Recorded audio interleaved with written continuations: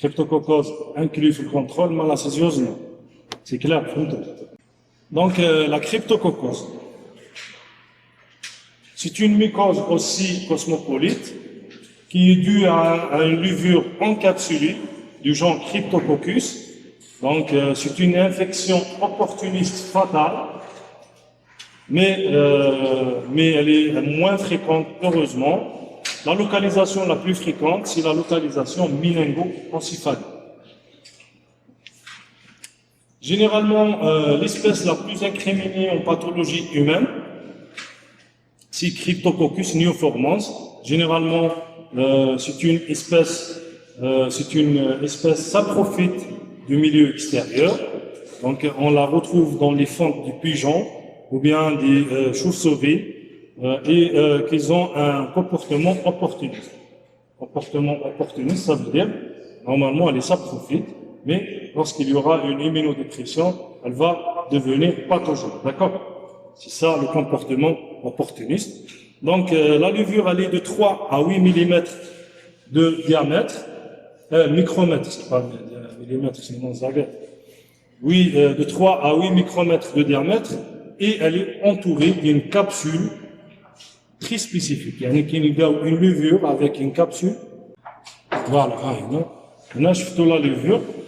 La levure, c'est une levure qui m'a un petit peu fécondée là, mais elle est entourée d'une capsule. La capsule, elle est polysaccharidique qui repousse le colorant. Qui m'a trouvé là.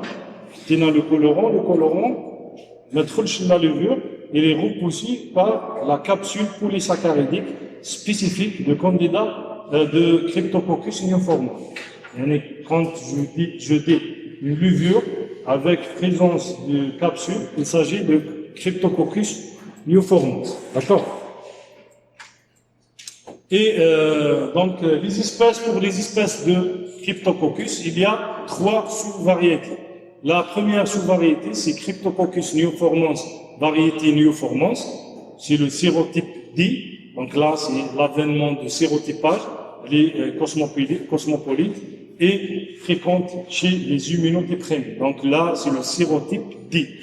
Pour la deuxième variété, c'est Cryptococcus neoformans, variété Gatti. C'est les sérotypes B et C. Donc, elle est fréquente dans les régions subtropicales, surtout l'Afrique et l'Afrique noire. Donc, elle est fréquente surtout sur l'eucalyptus. La troisième variété, c'est Cryptococcus neoformans, variété Grubu. C'est le sérotype 1A qui infecte surtout les sujets VIH.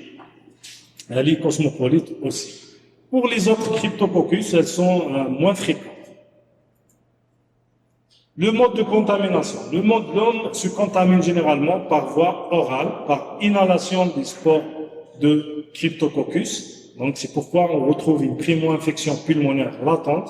Généralement, elle passe inaperçue. Et généralement, il y a une autre porte d'entrée, c'est l'inoculation cutanée, mais elle est heureusement rare. Donc, lors des traumatismes. Donc là, c'est la répartition géographique. Donc pour le sérotype A, elle est fréquente, surtout le sérotype A, c'est la variété Grubi. Le sérotype D, c'est la variété neoformans. Et le sérotype B ici, c'est la variété Gatti. D'accord? La répartition du sérotype A, donc elle est fréquente surtout en Europe. Le sérotype B ici, c'est l'Australie, les États-Unis, l'Amérique latine et surtout tropicale. Et le sérotype D, surtout l'Europe. Malheureusement, ici en Algérie, on n'a pas fait des études sur la cryptococcus. Les facteurs favorisant la cryptococcus, c'est surtout, c'est un champignon opportuniste, donc il est fréquent chez les immunodéprimés, mais il y a des facteurs intrinsèques. Donc on va les diviser en plusieurs facteurs. Pour les facteurs intrinsèques, ça veut dire qu'ils sont liés au sujet lui-même, c'est surtout les VIH, les CDA, là où le taux de CD4 est inférieur à 100, là aussi fréquent chez les hémopathiques, surtout dans le service d'hématologie, aussi fréquent chez les malades atteints de sarcoïdose. Pour les facteurs extrinsèques, donc, qui sont liés à des facteurs iatrogènes surtout, c'est les thérapies lourdes, par exemple la chimiothérapie, la radiothérapie, les anticancéreux. Là, il y aura un risque d'être touché par Cryptococcus. Et il y a les facteurs spécifiques de l'espèce, le champignon. Donc, cette levure, elle est thermorésistante. Donc, elle résiste à des températures de 37 degrés. Elle est à l'intérieur du corps humain, elle est résistante. Il y a les champignons frais qui sont à la température à 37 degrés, ils ne peuvent pas se développer. Mais lorsque les conditions sont favorables, elle va se développer à des températures à 37 degrés. Il y a la taille de la levure qui est inférieure à 5 micromètres, donc elle peut pénétrer à l'intérieur des alvéoles, et il y a des facteurs de virulence, donc ce sont des facteurs, c'est des facteurs de virulence de Cryptococcus. D'accord? Cliniquement, comment elle se manifeste? Elle se manifeste par l'atteinte pulmonaire, généralement elle est asymptomatique, il n'y a pas de signe clinique, ou bien une atteinte avec un syndrome grippal, guérissant spontanément au plus tard, généralement une semaine, elle va guérir, mais il peut y avoir des atteintes avec une pneumopathie interstitielle, donc c'est la fréquence au niveau du poumon. L'atteinte la plus fréquente, c'est l'atteinte neuroméningique. Donc, cette levure se retrouve surtout au niveau du méninge.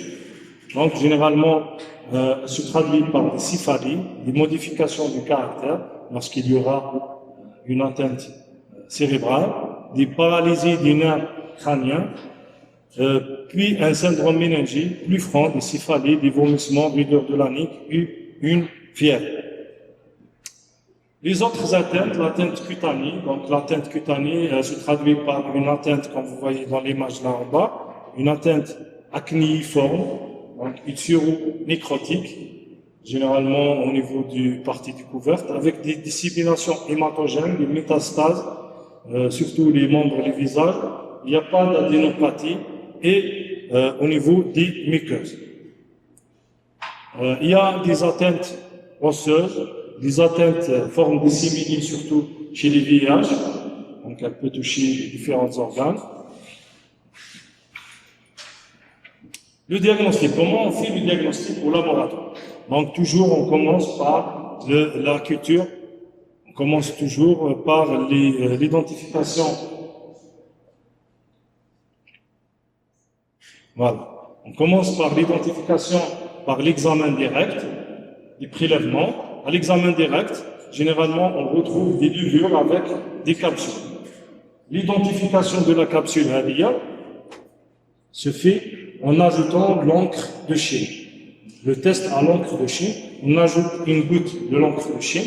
Généralement, on va observer la capsule. Regardez la levure, regardez la capsule polysaccharidique spécifique de Cryptococcus neoformans. La mise en culture se fait sur le milieu saboureux avec antibiotiques mais sans actidium parce que Cryptococcus est sensible à l'actidium.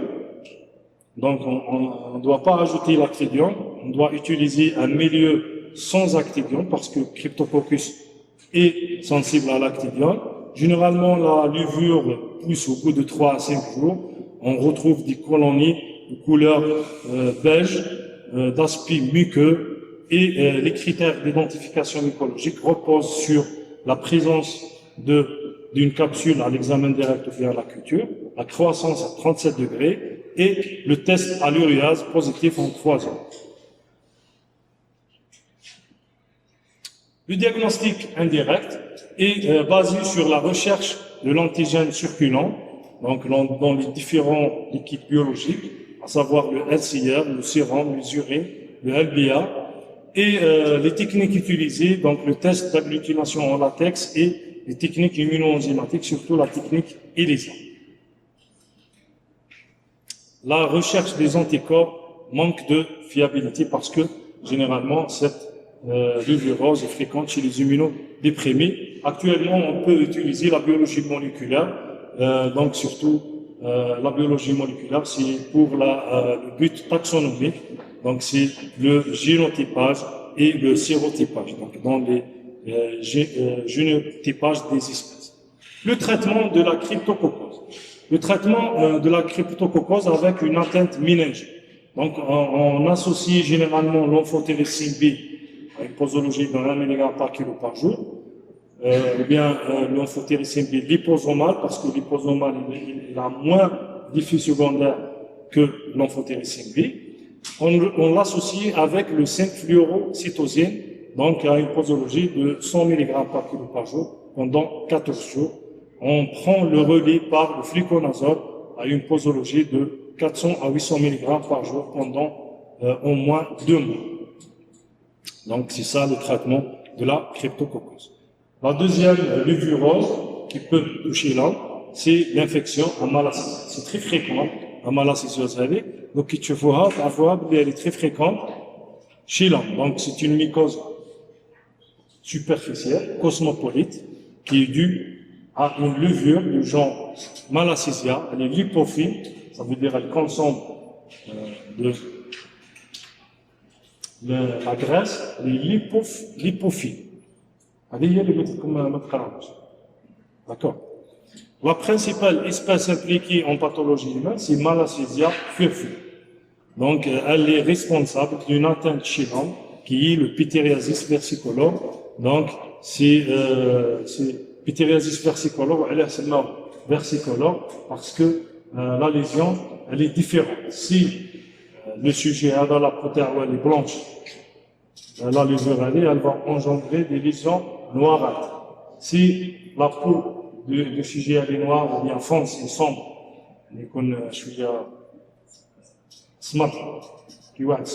la lésion راح تكون كلاع تكون بلونشات واحد ابيض لا ليزيون راح تكون فونسي ولا ليزيون هذه نورمالمون كامل شفتوها كامل نورمالمون لي سوجي اللي يروح للبحر نلقاو عنده دي ليزيون هنا في الركبه تاعو كونوا شفتوه نلقاوهم هنا سون فريكون سيرتو كنروحوا لا بيريود ديتي نروحوا للبحر ونرجعوا نلقاو دي ليزيون هنا دي ليزيون بلونشاتر كيقول لكم versicolore يعني il change de couleur savoir la couleur de la peau. D'accord. Donc, l'agent pathogène, c'est Malassezia furfur, c'est l'espèce la plus incriminée, mais il y a des autres espèces, Malassezia sympodialis, il y a des autres espèces qui peuvent toucher l'homme, mais l'espèce la plus incriminée, c'est Malassezia furfur. Donc, généralement, elle est favorisée par plusieurs facteurs, parce que la levure, elle est comment ça? Elle n'est pas pathogène. C'est même opportuniste. Elle n'est pas pathogène, mais il y a des facteurs favorisants. Parmi les facteurs favorisants, c'est la peau grasse. La peau grasse, qui m'a comme tu fous, l'image qui m'a comme tu fous, la peau grasse. Donc, c'est surtout comme parce que généralement, nous avons le bronzage.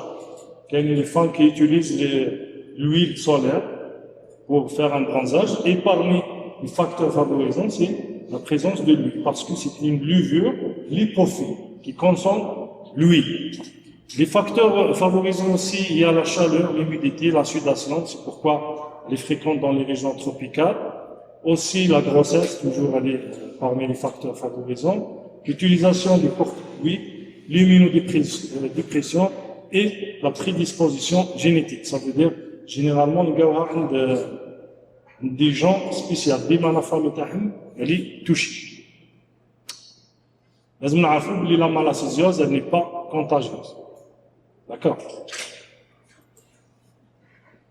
Cliniquement, comment elle se manifeste? Donc, le pityriasis versicolore, c'est la lésion la plus retrouvée. Elle est retrouvée surtout au niveau du cou, du thorax, bien tout le corps, et elle se traduit par des macules de couleur chamois. Donc, c'est finement squameuse et elle s'étend de façon centrifuge. Généralement, la forme acromiante, c'est la plus fréquente, et les taches, généralement, apparaissent négatives. Elles apparaissent en négatif sur la peau bronzée. كما راكم تشوفون هذوما لي ليزيون اللي نشوفهم كما تشوفوا هذا لابو تاعو لي un peu sombres, les lésions sont blanchâtres, هذا العكس. La deuxième forme clinique, c'est la dermite séborrhéique, surtout elle est fréquente au niveau du visage. Elle est favorisée par le stress et l'immunodépression. كيما انتم عندكم لو ستريس ما كانش يعني نلقاو عندكم لي ليزون هذا كامل ما عندكمش لو ستريس. كاين لو بيتيريازيس كابيتيس. بيتيريازيس كابيتيس هذه نورمالمون تكونوا شفتوها في ليطا بيليكولار دي شوفو يعني نلقاو القشره في الشعر. سي دو او ستريس اوسي ما عندكم لو ستريس ما كانش. Et parfois la chute de cheveux. يعني généralement نقدروا نلقاو هذيك القشره هذيك اللي دي او مالاسيزيا. سي با توجور دي او مالاسيزيا باش ما نديروش باش ما نتهموهاش بزاف لا لوفور هذه مي بوتيتر اللي دي على مالاسيزيا يعني تقدر هذيك القشره تكون دوريجين فونجيك. سي بوركوا on doit traiter. Il y a les folliculites du tronc à malacésia. كما راكم تشوفوا هذه. Les infections systémiques, malacésia, elle peut passer dans le sang et généralement fréquente chez les immunodéprimés et les enfants, les prématurés, et elle peut être retrouvée dans les différents prélèvements biologiques, à savoir le LPA, le liquide péritonnial, les urines, et elle peut être responsable d'infections pulmonaires, nasopharyngiques, méningiques, mais heureusement c'est rare de retrouver des infections à malacésia. Le diagnostic, comment on fait le diagnostic? Généralement, on commence par la lumière de Wood. On retrouve une fluorescence jaunâtre par la lumière de Wood. Et le prélèvement se fait par le grattage de la lésion ou bien le scotch test. Qui marque une choufona. Un scotch. J'ai un malade. Le scotch. On colle le scotch sur la lésion. Ensuite, on récupère le scotch. On le colle sur une lame. On l'observe au microscope.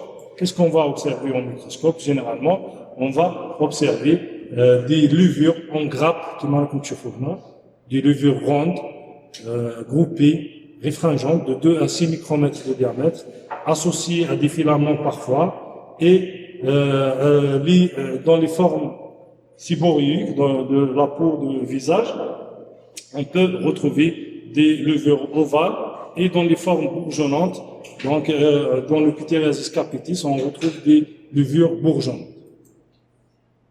Voilà.